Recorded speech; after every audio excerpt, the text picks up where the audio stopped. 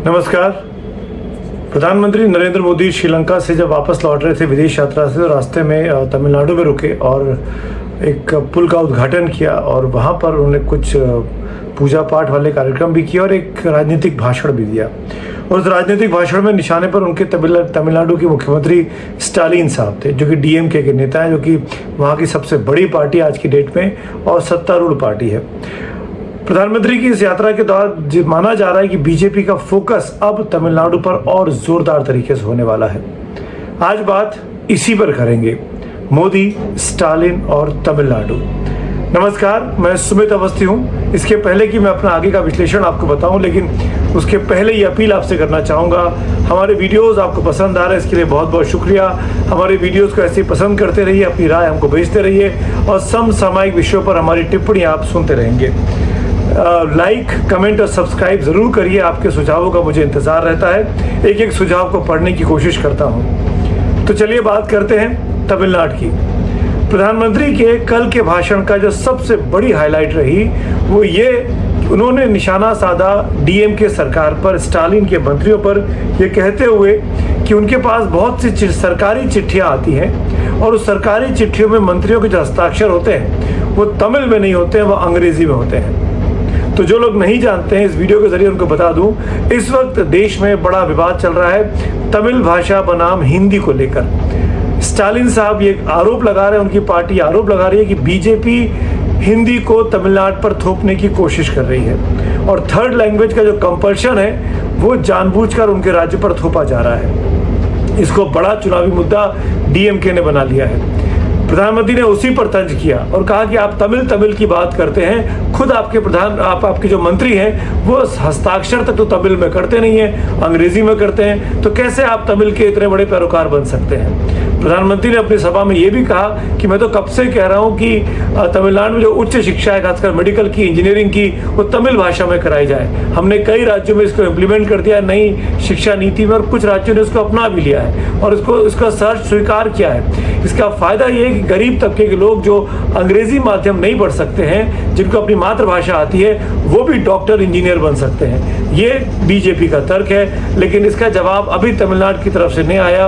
हम सब जानते हैं हायर एजुकेशन में अंग्रेजी माध्यम में ही पढ़ाई ज़्यादातर कॉलेज में होती है। मातृभाषाओं में, स्थानीय भाषाओं में अभी बहुत लिमिटेड स्कोप दिखाई देता है। यहाँ तक कि हमारे डॉक्टर्स वगैरह भी जो प्रिस्क्रिप्शन करते हैं वो अंग्रेजी में करते हैं। बहुत कम होता है कि अपनी मातृभाषा में या स्थानीय भाषा में या हिंदी में प्रिस्क्रिप्शन या तमिल में प्रिस्क्रिप्शन करते हो। तो ये तो एक बहुत बड़ा चैलेंज है ही।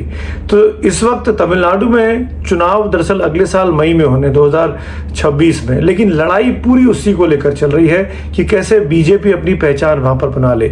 ये बात बहुत साफ है, बीजेपी अब तक दक्षिण भारतीय राज्यों में तमिलनाडु में अपनी पैठ नहीं बना पाई है। बीजेपी ने बहुत कोशिश की, केरल में उसकी पैठ बन गई, कर्नाटक में तो सरकारें बन गई, तेलंगाना में पार्टी मजबूत हो गई, आंध्र प्रदेश में पार्टी दिखने लगी है, लेकिन तमिलनाडु एकमात्र ऐसा राज्य दक्षिण भारत का रह गया है जहां बीजेपी अब तक कोई सफलता नहीं पा पाई है बीते 10-11 सालों में, जब से दिल्ली में बीजेपी का परचम शानदार तरीके से लहराया है। तो पूरा फोकस तमिलनाडु पर है। खबर यह भी आ रही है कि बीजेपी ने मन बना लिया कि तमिलनाडु का विधानसभा चुनाव अलायंस में लड़ेंगे, गठबंधन में लड़ेंगे, और जो जयललिता की पार्टी हुआ करती थी एडीएमके, जिसके 2-3 टुकड़े हो गए, उसका जो सबसे बड़ा टुकड़ा है पलानीस्वामी वाला, उसके साथ बीजेपी अलायंस करने के बारे में सोच रही है, क्योंकि उनके पलानीस्वामी के साथ कई मुलाकातें प्रधानमंत्री मोदी और अमित शाह की इन दिनों में हुई हैं। तो ये माना जा रहा है कि उनके साथ गठबंधन करने के बारे में बीजेपी ने मन बना लिया है।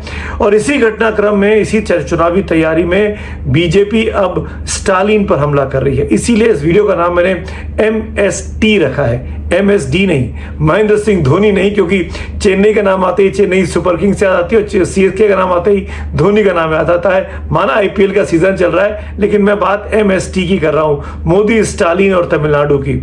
तो बीजेपी की रणनीति है इसी तमिलनाडु में इनरोड्स बनाने के लिए बीजेपी ने अपने जो प्रदेश अध्यक्ष है के अन्नामलाई, उनके बारे में उनको वहां से हटाने का, अध्यक्ष पद से हटाने का मन बना लिया है। खुद अन्नामलाई साहब का बयान भी आ गया है कि वो नए प्रदेश अध्यक्ष की रेस में नहीं है। माना यह जा रहा है कि जिस तरीके से जो सफलता उनको दिलानी चाहिए थी राज्य में बीजेपी को लोकसभा चुनावों में, वो नहीं दिला पाए।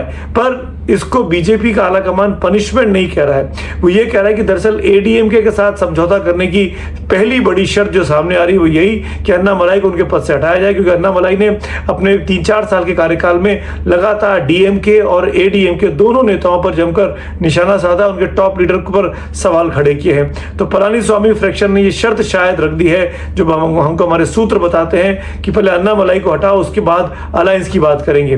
तो अपने अलाई को खुश करने के लिए बीजेपी ये कोर्स करेक्शन कर रही है। मैं कई बार अपने कमेंट्स में कह चुका हूं कि कोर्स करेक्शन करने में बीजेपी और बीजेपी का आलाकमान जो तेजी दिखाता है वो शायद ही कोई और पार्टी दिखाती है। इसीलिए लगा कि अन्नामलाई को काम सौंपा गया, अन्नामलाई ने पार्टी की पहचान तो नहीं करा पाई लेकिन एक नाम करा दिया, अन्नामलाई को लोग बाग जानने लगे, बीजेपी की चर्चा तमिलनाडु में होने लगी, भले ही चुनावी सफलता ना मिली हो। इसीलिए अन्नामलाई को अब हटाकर एडीएमके को खुश करने के लिए एक गठबंधन की जमीन तैयार की जा रही है। तो कुल मिलाकर स्टालिन से मोदी का मोर्चा खुल चुका है। स्टालिन डीलिमिटेशन की शर्तों को लेकर बीजेपी को घेर रहे हैं कि आप दक्षिण भारतीय राज्यों को कम सीटें देंगे डीलिमिटेशन में, उत्तर भारत में ज्यादा ले जाएंगे। उन्होंने तो साफ साफ कहा कि बीजेपी क्योंकि उत्तर में मजबूत है इसीलिए बीजेपी का फोकस उत्तर भारत पर है, इसीलिए वो हिंदी और तमिल का विवाद छेड़ रहे हैं। वो कह रहे हैं कि हिंदी सीखने की जरूरत क्या है जब हमको तमिल आती है, हमारा तमिल में काम चल जाता है। वो ये कह रहे हैं कि तमिलनाडु देश के सबसे अग्रणी राज्यों में से एक है जो कि भारत की कुल ग्रोथ में हिस्सेदारी करता है। उस तमिलनाडु की सरकार बीजेपी लगातार भेदभाव करती रही है। स्टालिन लगातार कहते आ रहे हैं कि बीजेपी के जो कोर एजेंडे रहे 370 का, राम मंदिर का, यूसीसी का, वो सिर्फ अपने कोर एजेंडे पर फोकस करती रही, तमिलों की भलाई के लिए उसने कोई काम नहीं किया। ये बात अलग है कि बीजेपी का दावा है कि उन्होंने कई सारे फ्रैक्शन, कई सारे प्रोग्राम्स की अनाउंसमेंट किया जो तमिलों के खासतौर पर फायदे में रहा। फिशरीज की बात हो, बीजेपी संगोल की बात करती है कि तमिल अस्मिता की जो पहचान थी संगोल, वो उन्होंने नई पार्लियामेंट में लगाया, जिसके बारे में पूरा बड़ा फंक्शन हमने देखा था। बीजेपी यहां तक कहती है कि तमिल भाषा में आप अपने आप को सिखाइए, अपने आप को तैयार करिए, आप क्यों नहीं करते हैं, क्यों अंग्रेजी सीख रहे हैं। बीजेपी का फोकस है कि अंग्रेजी से अधिक वहां पर तमिल और हिंदी पर जोर होना चाहिए, जबकि डीएमके का यह कहना है कि हिंदी को सीखने की जरूरत क्या है। तो दोनों तरफ से बिसात बीत चुकी है चुनावी राजनीति की। स्टालिन किसी भी कीमत पर, स्टालिन कह लीजिए, इंडिया ब्लॉक कह लीजिए, किसी भी कीमत पर जो 29 लोकसभा सीटें हैं तमिलनाडु में उसमें बीजेपी को नहीं आने देना चाहती है। और बीजेपी हर कीमत पर पहले अपने विधायकों को वहां पे जिताना चाहती है ताकि अगला जब लोकसभा चुनाव हो 2029 में तो उसके पास जमीन तैयार हो लोकसभा के लिए कुछ सांसदों को वहां से जिताने की। इसीलिए इस वक्त सियासी बिसात पर मोदी और स्टालिन की लड़ाई सबसे बड़ी होने वाली है। इस साल चुनाव बिहार में है जो बीजेपी विपक्ष में लेकर लड़ रही है, पक्ष में रहकर लड़ रही है, सत्ता पक्ष में रहकर लड़ रही है। अगले साल चुनाव तमिलनाडु में है जहां बीजेपी विपक्ष में रहकर चुनाव लड़ेगी। बंगाल में चुनाव है वो बीजेपी विपक्ष में लेकर लड़ेगी और केरल में चुनाव है वो बीजेपी विपक्ष में लेकर लड़ेगी। तो बीजेपी का पूरा फोकस है कि इस बार इन राज्यों में जहां पर बीजेपी बहुत बड़ी ताकत नहीं दिखा पाई है, अपने इन जरियों से, अपने इन राजनीतिक हथियारों से इन जगहों पर अपनी पहचान बना सके।